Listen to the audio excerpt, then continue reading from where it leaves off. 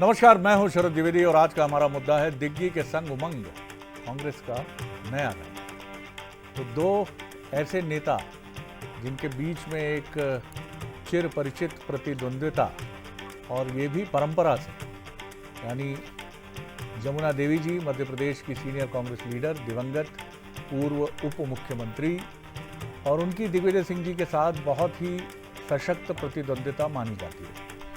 उन्हीं के भतीजे हैं उमंग सिंगार। उसी परंपरा को, लीगेसी को उन्होंने आगे बढ़ाया और बीच में जब कांग्रेस की सरकार थी तो कई गंभीर आरोप उमंग सिंगार जी ने दिग्विजय सिंह जी पर जड़ दिए थे। लेकिन अब ये मुलाकात एक बहाना है और कांग्रेस को एकता दिखाना है। तो कई बातें हैं, समझेंगे, लेकिन पहले देखेंगे ये रिपोर्ट और उसके बाद फिर डिबेट की तरफ चलेंगे।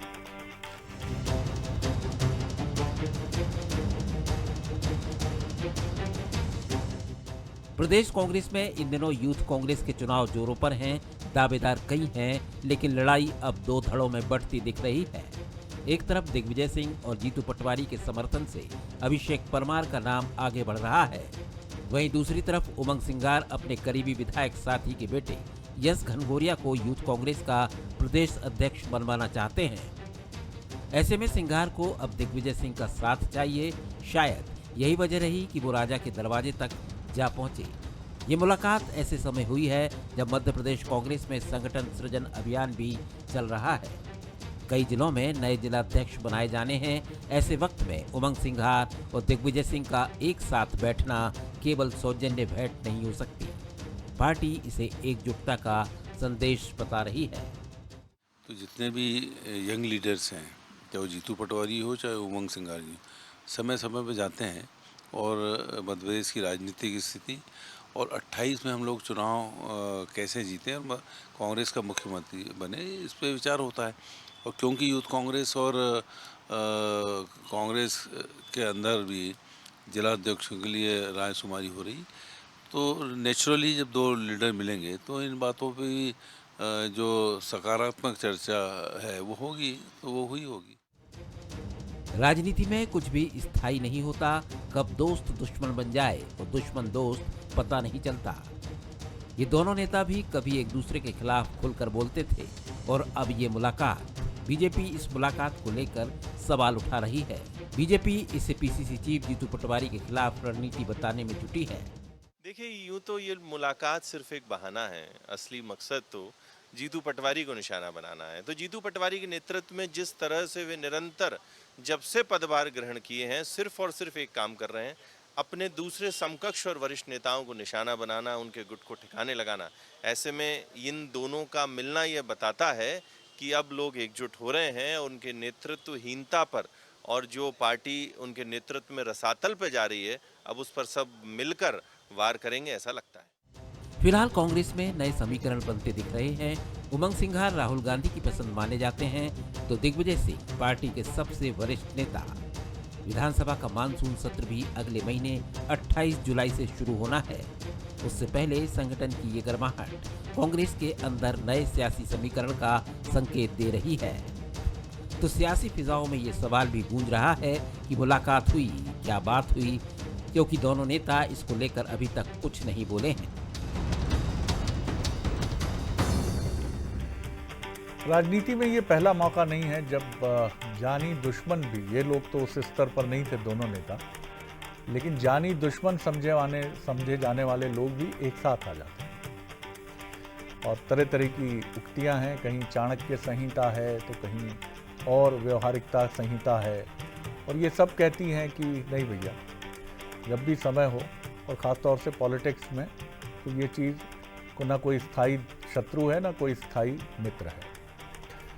हमारे सवाल देख लीजिए। दिग्विजय सिंह जी के साथ उमंग जी के आने से क्या कांग्रेस में नया रंग देखने को मिलेगा? क्या यूथ कांग्रेस अध्यक्ष के लिए सहमति बनाने की कोशिश में बनी है नई जुगलबंदी? मुलाकात क्या जीतू पटवारी जी के खिलाफ कोई रणनीति है जो बीजेपी आरोप लगा रही है? ये कितना सही है? तमाम ये सवाल हैं। हमारे साथ जो मेहमान हैं उनसे मुलाकात कर लीजिए। मेरे साथ स्टूडियो में हैं कांग्रेस के senior leader, spokesperson Jitendra Mishra ji, बहुत स्वागत करता हूं उनका। और साथ में हैं मध्य प्रदेश के वरिष्ठ पत्रकार, राजनीतिक विश्लेषक संदीप पौराणिक जी, उनका स्वागत करता हूं। और भारतीय जनता पार्टी के वरिष्ठ नेता पूर्व विधायक यशपाल सिंह सिसोदिया जी भी हमारे साथ हैं, उनका भी मैं स्वागत करता हूं। संदीप जी, कैसे देखते हैं आप, क्या क्या अंदाज़ा लगाएं, ये राहुल गांधी जो 7 घंटे बिता कर गए थे, कुछ बिटवीन द लाइन्स उन्होंने मैसेज दिया है कि भैया साथ रहो, नहीं तो फिर आगे तो कठिन होगा, अब तो मैं ये नहीं देखना चाहता जो मैंने पहले देखा है। जी देखिए शरद जी, कोई भी राजनीतिक दल हो, उसमें अगर नेता एक साथ रहते हैं तो पार्टी मजबूत होती है और संकेत भी जाते हैं और नीचे स्तर के कार्यकर्ता तक भी संदेश जाता है कि नेता एक हो रहे हैं। कांग्रेस क्योंकि गुटबाजी का एक पर्याय माना गया है और कहा जाता है। जहाँ तक उमंग सिंगार और दिग्विजय सिंह की मुलाकात है, ये विपरीत ध्रुव माने गए हैं मध्य प्रदेश की राजनीति में। चाहे जमुना देवी का कार्यकाल रहा हो, क्योंकि उन्हीं के भतीजे हैं, और दिग्विजय सिंह का कैसा टकराव रहा उस दौर में वो सब जानते हैं। और जब सरकार थी कांग्रेस की तब भी टकराव। ये कहा जा रहा है कि यूथ कांग्रेस के अध्यक्ष का मामला है और उसको लेके ये गोलबंदी हो रही है। सवाल ये उठ रहा है कि क्या उमंग सिंगार की बात को दिग्विजय सिंह महत्व देंगे या दिग्विजय सिंह जिसे लाना चाहेंगे उसके साथ उमंग सिंगार खड़े होंगे, क्योंकि दोनों की राजनीति करने का तरीका एकदम अलग है। वो आदिवासियों के नेता हैं, युवा हैं, राहुल गांधी की पसंद है। उधर दिग्विजय सिंह है जो जीतू पटवारी से भी उनकी करीबी हो रही है। पिछले कुछ कार्यक्रमों में हम देखें, चाहे भोपाल में एक पुलिस ऑफिसर से मिलने गए थे, तब भी जीतू पटवारी और दिग्विजय सिंह थे। तो कहीं ना कहीं ऐसा लगता है कि अगर ये सारे नेता, अगर ये तीनों नेता एक साथ मिलते तो संदेश और अलग जाता है शरद जी, कि शायद तीनों नेता मंथन कर रहे हैं। लेकिन अलग मुलाकात हुई है तो उसके आशय निकाले जा रहे हैं। मुझे लगता है कि कहीं ऐसा तो नहीं कि यूथ कांग्रेस के अध्यक्ष के पहले जो मंथन हो रहा है या विचार विमर्श हो रहा है, फिर बाद में कोई बड़ा विस्फोट हो जैसा सरकार के समय हुआ था। मुझे लगता है कि आने वाले समय के लिए भी कांग्रेस को सतर्क रहना होगा और बेहतर तरीके से आगे की रणनीति पर काम करना होगा। नहीं तो ऐसा ना हो कि मेल मिलाप के बाद कोई टकराव सामने आ जाए। बिल्कुल, क्योंकि कांग्रेस की जो आंतरिक बनावट है उसमें इस तरह की संधियां कब दुर्भी संधि में बदल जाती हैं कहना मुश्किल होता है। और कांग्रेस पर ये बात ना कहें कि राजनीति पर ही ओवरऑल कहें, बीजेपी अपने स्ट्रॉन्ग सांगठनिक ढांचे की वजह से ज़रूर बच जाती है, उतना डैमेज नहीं होता, क्योंकि पार्टी का एक बहुत बड़ा वर्ग टॉप लीडरशिप के साथ ऐसी विद्रोह से जुड़ी गतिविधियों से न सिर्फ अलग करता है बल्कि ऐसे विद्रोह करने वाले नेताओं को साइडलाइन भी करता है। लेकिन ऐसा नहीं है कि ये मुलाकात किसी दुर्भी संधि की तरफ जा रही है। हो सकता है ये एक स्ट्रैटेजी का हिस्सा हो। आने वाले वक्त में कमलनाथ जी के साथ कुछ बैठक हो, युवा नेताओं की जो प्रतिद्वंदी समझे जाते हैं, तमाम बातें हैं। देखेंगे आगे क्या होता है। यशपाल जी क्या सोच रहे हैं, यशपाल जी की क्या टिप्पणी है, वो भी जान लेते हैं। जी, बीजेपी क्या सोचती है यशपाल जी? तो देखिए शरद जी, बीजेपी ने इसलिए अभी इसके बारे में कोई चिंतन और कोई सोच और कोई वक्तव्य नहीं दिया क्योंकि बंसल न्यूज चैनल ने आज का इसको डिबेट का विषय बनाया है। दोनों नेताओं की प्रतिद्वंद्विता। और तत्कालीन कमलनाथ जी की सरकार के समय में उमंग सिंगार जी जब मंत्री हुआ करते थे और तब दिग्विजय सिंह जी के बारे में उन्होंने बहुत खुल करके आरोप लगाए थे कि किस प्रकार से माफियाओं से, खरीद माफियाओं से, शराब माफियाओं से दिग्विजय सिंह के संपर्क और संबंध है। ये हम नहीं कह रहे, उमंग सिंगार जी मंत्री की हैसियत से कह चुके हैं। अब चूंकि बंसल न्यूज चैनल ने इसको विषय बनाया है डिबेट का शरद जी, और आपके जो आज शीर्षक है, मैंने उस शीर्षक को नोट भी किया है, दिग्गी के संग उमंग कांग्रेस का नया रंग। अब कहीं ये रंग, जैसा कि आप ही की रिपोर्ट में भी आया है, यूथ कांग्रेस के चयन को लेकर के कहीं दोनों की मेल मुलाकातें अपने अपने शागिर्द या अपने अपने प्यादों को फिट करने में अगर असफल हो जाते हैं तो कहीं ये रंग में भंग ना हो जाए, इस बात की भी संभावना इन रिपोर्ट्स के आधार पर लग रही है, जिसको आपने अभी डिबेट के विषय में भी लिया है। और आपकी रिपोर्ट में बहुत ध्यान से सुन रहा था, उसको मैंने नोट भी किया है शरद जी। लड़ाई दो धड़ों में यूथ कांग्रेस के अध्यक्ष को लेकर के मानी जा रही है, इसे आपकी रिपोर्टिंग में था। और मुझे पीसी शर्मा जी की जो भी अभी आपने बाइट सुनाई, वो भी मुझे आश्चर्यचकित करनी है शरद जी, इस बात को लेकर के कि दो लीडर मिलेंगे तो संगठन को ताकत मिलेगी, संगठन के चुनाव को लेकर के। अब संगठन के चुनाव को लेकर के शरद जी जब ऑब्जर्वर जा रहे हैं, 6 नेताओं के या 6 प्रमुख दावेदारों का पैनल बनकर के दिल्ली डिसाइड किया करेगा, तो ये बात पीसी शर्मा जी के मुखारबिन से कैसे आ गई कि दोनों नेता मिलकर के और कहीं न कहीं संगठन के चुनाव में, संगठन के चयन में अपनी भूमिका का निर्वहन करेंगे। 26 तारीख को शरद जी, 26 जून को एक्स पर उमंग सिंघार जी ने ट्वीट किया है, दिग्विजय सिंह जी के अनुभव, समर्पण, मार्गदर्शन प्रेरणादायी है, संगठन को नई ऊर्जा प्रदान करता है। अब देखिए, एक 2 घंटे की मुलाकात में वे मार्गदर्शक भी हो गए, प्रेरणादायी भी हो गए और संगठन को नई ऊर्जा भी मिल जाएगी। तो क्या उमंग सिंघार जी ने ये नई ऊर्जा कमलनाथ जी से प्राप्त नहीं करी? स्वयं उनके साथी सहयोगी जो पीसीसी के अध्यक्ष जीतू पटवारी जी, उनसे उन्होंने कोई प्रेरणा प्राप्त नहीं की? इन दोनों के कारण से, कमलनाथ जी और जीतू पटवारी जी के कारण से कोई नई ऊर्जा प्राप्त नहीं हो रही है। तो नई ऊर्जा प्राप्त करने का कौन सी मार्ग है, यह हम कांग्रेस के हमारे साथी जितेंद्र जी से पूछना चाहेंगे। लेकिन यशपाल जी, ये आपकी पार्टी में भी रहा है कि जब मत भिन्नता थी तो टॉप लीडर जो वर्तमान भी हैं, उन शीर्ष नेतृत्व को लेकर भी कई महत्वपूर्ण नेताओं ने आरोप लगाए। तो इसका एक ही अर्थ ये निकाल लेना, क्योंकि राजनीति में आप भी जानते हैं, आप खुद एक राजनेता है, न स्थायी मित्रता है, न स्थायी शत्रुता है, न कटुता है, न द्वेष है। थोड़ी शुभकामनाएं कभी कभी दे दिया करिए, जिससे आपका ये प्रिय दल, 2 ही दल हैं और इनके बिना मध्य प्रदेश बेरंग है, इनको शुभकामनाएं दे दीजिए। हमारी शुभकामना से अगर इनकी मित्रता मजबूत होती दिखलाई पड़ेगी या भविष्य में किसी प्रकार की कोई प्रतिक्रिया नहीं आएगी तो मैं जरूर शुभकामना दूंगा, लेकिन रंग में भंग होगा। दोनों ही, जिस प्रकार से जमुना देवी जी के साथ हुआ करता था, जिस प्रकार से उमंग सिंघार जी मंत्री की भूमिका में दिग्विजय सिंह टिकट डिक्लेयर करते थे, बाप 5 के 3 5, इससे काहे शुभकामना भी दे रहे हैं। आगे देखिए होता है क्या। चलिए, बचा कर रखिए आगे। अगर ये हम तो दे रहे हैं शुभकामनाएं कि फलीभूत हो, अच्छा हो, तो आपकी शुभकामनाएं भी अपेक्षित रहेंगी और हम बैठते ही हैं आपके साथ। और आप अगर सब ठीक रहा तो हाँ बिल्कुल दे दूंगा। नहीं, इससे मैं सहमत हूं, अगर सब ठीक रहा तो, क्योंकि उसी पर तो शुभकामनाएं आगे बढ़ेंगी फिर। जी जितेंद्र जी, आपने सुनी बात, बीजेपी के साथी जो हैं वरिष्ठ यशपाल जी, उनकी बात भी सुनी। उनका कहना है कि एप्रीहेंशन है कि माफिया कहा, तमाम चीज़ें गई, सब ऑन रिकॉर्ड है।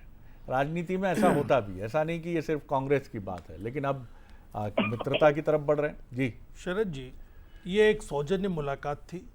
एक ही पार्टी के अगर 2 लोग मिलते हैं तो भारतीय जनता पार्टी जैसी पार्टी के लोग भले ही कुछ भी कहें, लेकिन ये कार्यकर्ताओं के लिए एक संदेश है। सिसोदिया जी ने शुभकामनाएं तो दी, लेकिन अंतर मन से नहीं निकला उनके।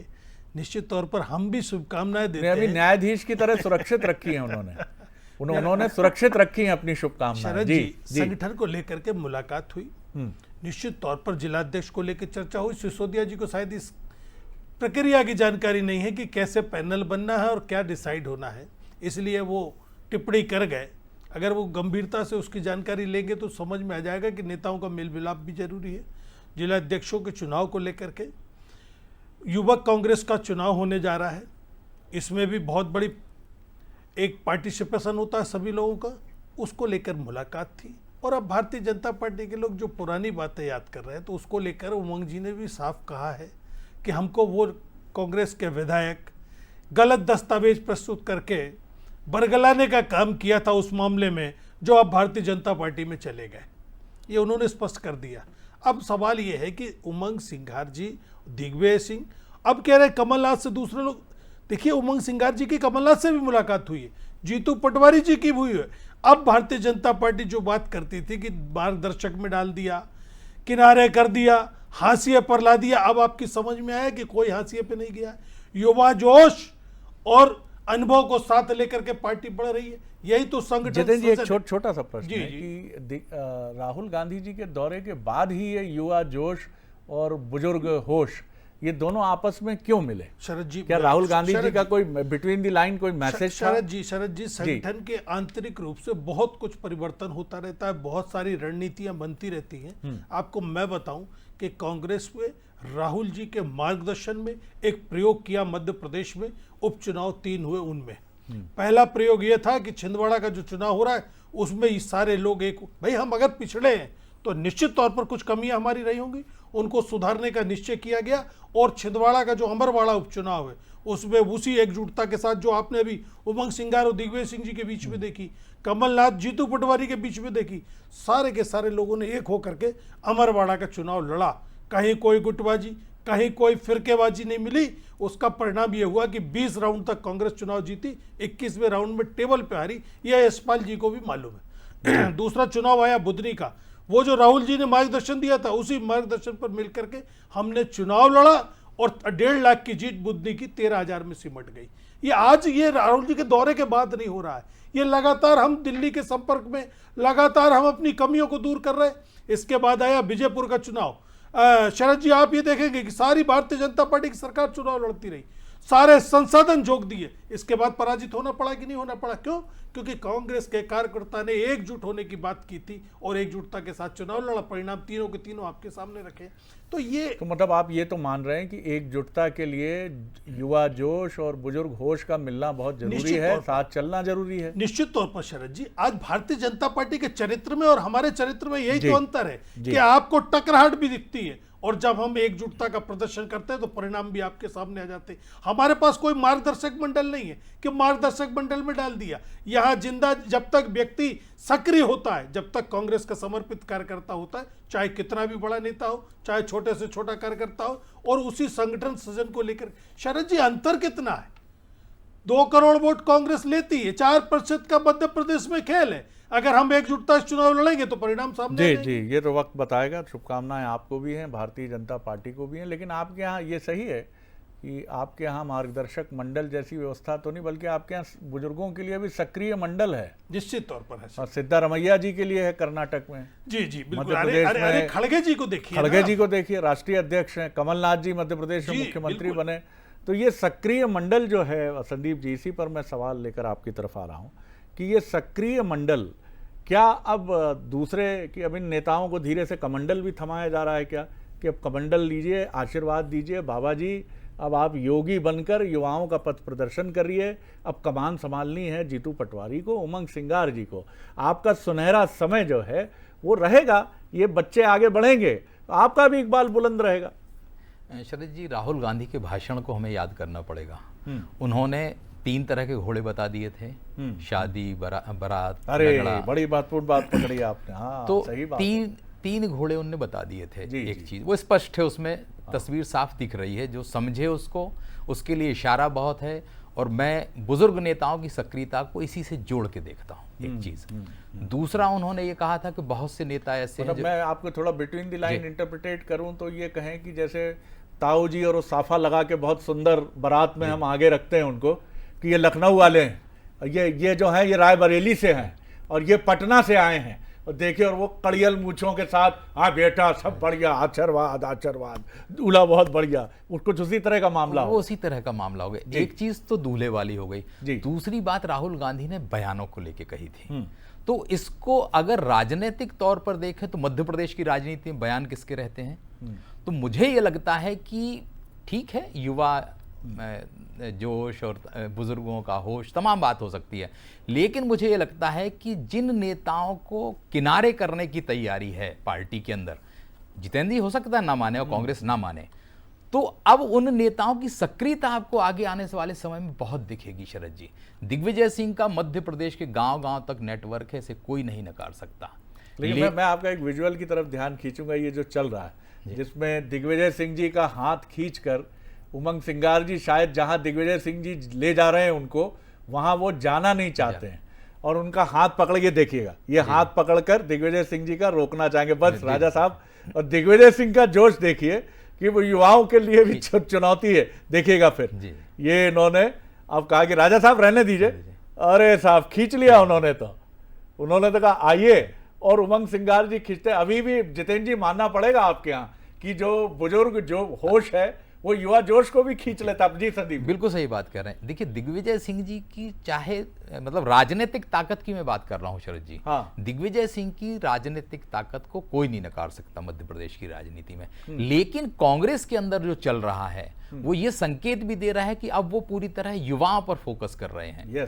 तो मुझे लगता है कि युवा चाहते हैं कि बुजुर्गों का सम्मान बना रहे, बुजुर्गों की हैसियत बनी रहे, और उन्हें हम जनता के सामने और पार्टी के कार्यकर्ता के सामने ये बताएं कि बुजुर्ग और युवा साथ में हैं। लेकिन पार्टी के अंदर क्या घटनाक्रम चल रहा है ये तो सब जानते हैं। आपको याद होगा यशपाल जी, आप विस्मृत नहीं किया होगा आपने, और आपको तो आपकी स्मृति तो और प्रखर और चमकती हुई है जब तक सुंदरलाल पटवा जी रहे और उनकी आंशिक स्वास्थ्य संबंधी जो चुनौतियां रहीं, भले ही वो व्हील चेयर पर रहे, लेकिन मैंने उनको मध्य प्रदेश में बीजेपी के हर कार्यक्रम में मैंने उनको उपस्थित देखा। ये उनकी भी जिजीविषा थी, उनका भी विल पावर था, और ये मैं बीजेपी को भी इसका श्रेय दूंगा कि उसने भी कभी इसको बाधित करने की कोशिश नहीं की। बाद में ये चर्चाएं ज़रूर चल निकली कि बुजुर्ग मंडल, मार्गदर्शक मंडल, लेकिन देखिए ये रणनीति कांग्रेस की अगर रंग ला गई तो ये है ज़बरदस्त चीज़ कि दिग्विजय सिंह अब 75 के आसपास या उससे भी ऊपर होने के बाद खींच कर ले जा रहे हैं उमंग सिंगार जी को। तो इस तरह के नेता, जोशीले नेता 70 पार के कांग्रेस के पास हैं जी। देखिए, कांग्रेस ने हमेशा यूथ की बात करी, लेकिन बुजुर्ग हावी हो जाते हैं। इस प्रकार से गरीबी हटाओ का नारा कांग्रेस ने 5 दशकों तक दिया, लेकिन कभी गरीबी को हटाने के बारे में कभी चिंतन और चिंता नहीं की। उसी प्रकार से यूथ का नाम लेते हैं और जो वरिष्ठ जन होते हैं वो आगे आ जाते हैं। उसी प्रकार से जिस प्रकार से चुनाव के पहले आदिवासी समाज की बात की जाती है, अनुसूचित जाति, अनुसूचित जनजाति की बात की जाती है, लेकिन कांग्रेस ने कभी भी मध्य प्रदेश में अनुसूचित जाति जनजाति का मुख्यमंत्री नहीं दिया है। ठीक उसी प्रकार से जिस प्रकार से अभी आपने विजुअल दिखा है, दिग्विजय सिंह जी आगे जाना चाह रहे थे, लेकिन रोकने की कोशिश युवा कर रहे थे, मतलब उमंग सिंगार कर रहे थे, लेकिन उमंग सिंगार का हाथ झटक करके या हाथ को परवाह किए बिना दिग्विजय सिंह जी आगे बढ़ रहे हैं। और इसके पीछे यही परिदृश्य सामने आ रहा है कि अंतोगत्वा दिग्विजय सिंह जी और कमलनाथ जी मध्य प्रदेश में फिर से संगठन पर और युवाओं पर भारी ही पड़ेंगे, क्योंकि दोनों को इतना प्रेम क्यों है आपको दिग्विजय सिंह जी से और कमलनाथ जी से? इतना प्रेम क्यों है सिसोदिया जी? और आप उनके अलावा बीजेपी किसी का नाम ही नहीं लेती। और अब जीतू पटवारी जी, उमंग सिंगार जी, इन पर भी थोड़ा प्रेम आपका बरसना चाहिए। नहीं, इनको अगर ठीक ढंग से काम दोनों बुजुर्ग करने देवें, दोनों वरिष्ठ कर देवें, तो बात आगे बढ़ेगी ना शरद जी। ये तो कैसे बढ़ेगी? आपने कहा कि जिजीविषा होना चाहिए, जैसे सुंदरलाल जी पटवा व्हील चेयर पर बैठ करके भी आते थे, कैलाश जोशी जी भी हर कार्यक्रम को अटेंड करते थे, लेकिन उन्होंने बाधित नहीं किया, कभी उन्होंने युवाओं को रोकने की कोशिश की। तभी तो शरद जी हमारे संगठन में 35 वर्ष से कम उम्र के युवा मंडल अध्यक्ष बन गए, 25 साल के, 30-35 साल के हमारे जिले के अध्यक्ष बन गए। हमने संगठन में चालना देने की कोशिश करी और यूथ को संगठन के माध्यम से आगे बढ़ाने की कोशिश करी। जी, जवाब दीजिए जितेंद्र जी। शरद जी, पहली चीज तो ये जो विजुअल हम देख रहे हैं, इस समय में वहां था, दिग्विजय सिंह जी का बड़प्पन देखिए कि उमंग सिंगार जी को वो कार तक छोड़ने जा रहे थे। उन्होंने रोका कि नहीं आप रुकिए, मैं चला जाऊंगा, लेकिन वो माने नहीं। उन्होंने कहा नहीं, मैं आपको छोड़ने चलूंगा। ये एक बहुत बड़ा बड़प्पन है, निश्चित। और ये कितना बड़ा सम्मान युवाओं को थे। आप जब कह रहे हैं जी, तो मैं वहां था, कोई बात ही अब नहीं ये देखिए दूसरी चीज कि युवाओं को आगे लाने की बात, सिसोदिया जी आप सोच भी नहीं सकते कि 28 का 28 कैबिनेट को हम यूथ के हाथों में दे देंगे। यह मध्य प्रदेश में पहला प्रयोग हुआ था कि अगर पीढ़ी परिवर्तन का दौर है, नौजवानों को काम देने का दौर है, उन पर भरोसा करने का दौर है, तो कैबिनेट नौजवान कैबिनेट मध्य प्रदेश में आ गई थी। आपने देखा था एक बुजुर्ग नेता के मार्गदर्शन में। यहाँ ये नहीं है कि साहब आखिरी में व्हील चेयर पर बैठ के भी आएंगे, हम घर ही नहीं पेट्रोल लौटेंगे, हम चाहे चल नहीं पाए लेकिन फिर भी निर्णयों को प्रभावित करने का प्रयास करेंगे।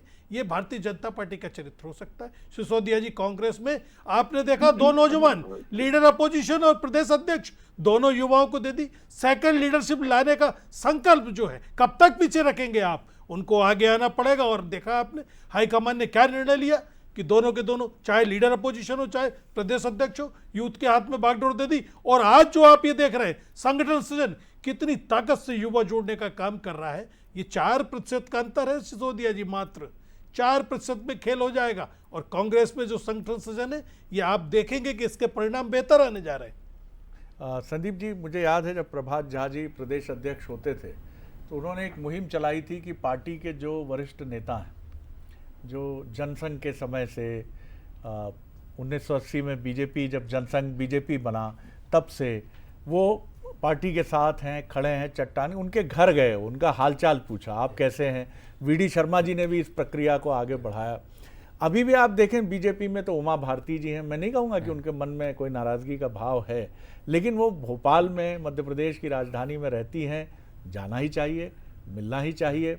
रघुनंदन शर्मा गाहे बगाहे उनके असंतोष के स्वर फूटते हैं। आप सिसोदिया जी जानते ही हैं, बृजेंद्र सिंह सिसोदिया जी, लंबे समय से उनका कोई अता पता नहीं है वो कहाँ है। और अगर हम ऐसे नाम ढूंढने में लग जाएंगे तो एक पूरी सीरीज मिलेगी। तो आपको ऐसा नहीं है, ये जो आप इस पीढ़ी को जो भी कहिए, मार्गदर्शक मंडल, वरिष्ठ, महत्वाकांक्षाओं से भरी, लेकिन इनका सम्मान और इनको गणेश जी की तरह प्रथम पूजा तो करनी पड़ेगी। ये बीजेपी के लिए भी बहुत जरूरी है। शरद जी जो पढ़ते हैं, कुशाभाऊ ठाकरे जी को इतना करीब से तो मैंने नहीं देखा, ये कहा जाता है कि वो जिस रास्ते पे निकलते थे उस के बीच पड़ने वाले गांव, कस्बे, ये जो भी बड़ा नेता होता था, बुजुर्ग नेता होता था, उससे मिलने जाते थे वो। तो ये बीजेपी की परंपरा रही है कि वरिष्ठ नेताओं से आप संपर्क रखिए। संक्षेप में अब जब आप उपेक्षा करते हैं नेताओं की तो कष्ट तो होता है उन्हें, और मुझे लगता है कि ये लोग आपके संगठन की अगर नींव हैं तो ये कमजोर करने में भी बड़ी भूमिका निभा सकते हैं। अगर वो विद्रोह अंदरूनी तौर पर कर गए तो मुझे लगता है कि अगर कांग्रेस ये पहल कर रही है कि वरिष्ठ नेताओं को आगे ला रही है, मिल रही है, तो पार्टी को लाभ तो होता है इन चीज़ों का। बिल्कुल सही बात है। और हरिवंश राय बच्चन की चर्चित कृति मधुशाला में उनकी ये पंक्ति मैं कभी भूल नहीं पाता हूँ, और ये कितनी पीड़ा से किसी बुजुर्ग ने कही होगी, जो उसको भावाभिव्यक्ति उन्होंने दी है कि वृद्धों से जब भी पूछा तो एक यही उत्तर पाया, अब न रहे वो पीने वाले, अब न रही वो मधुशाला।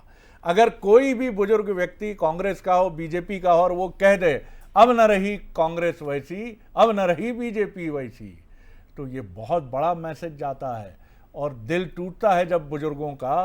तो भैया हमारी सनातन परंपरा में तो बहुत महत्वपूर्ण बात मानी जाती है कि भले ही आप जो कुछ भी करिए, लेकिन उनके आदर और मान सम्मान को ठेस मत पहुंचाइए। खैर, बीजेपी इसको लेकर सजग रहती है और कांग्रेस की परंपरा में अब हम देख रहे हैं कि कांग्रेस भी इसको लेकर बहुत सजग और सतर्क हो रहा। कांग्रेस ने भी कोई उपेक्षा नहीं की, बल्कि उसके यहाँ तो धड़ाधड़ 70 पार, यानी मुख्यमंत्री के लिए सुपर फिटेस्ट है। तो चलिए, शुभकामनाएं हैं बुजुर्गों को कि उनके दिन बहुर रहे हैं। बहुत धन्यवाद जितेंद्र जी, सिसोदिया जी, संदीप जी। आगे देखिए हमारा स्पेशल प्रोग्राम प्राइम मेट्रो। नमस्कार।